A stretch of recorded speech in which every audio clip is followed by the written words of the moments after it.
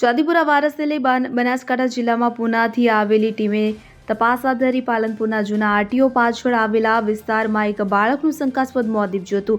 વિસ્તારમાં તપાસ હાથ ધરવામાં આવી હતી. પુનાથી આવેલી ટીમ સાથે બનાસકાંઠા આરોગ્ય વિભાગ પણ તપાસ અર્થે જોતરાયું હતું.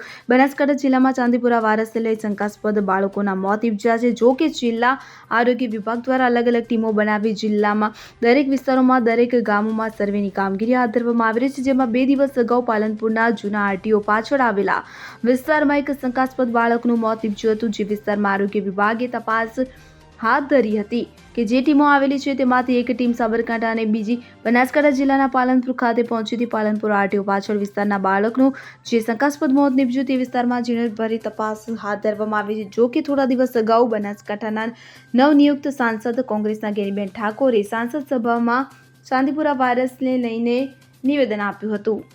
Bureau report CN24 news. હવે જુઓ દેશ દુનિયાની તમામ ખબરો તમારી આંગળીના ટેરવે. ઉઠાવો મોબાઈલ અને Google Play Store પરથી ડાઉનલોડ કરો અમારી CN24 ન્યૂઝ મોબાઈલ એપ.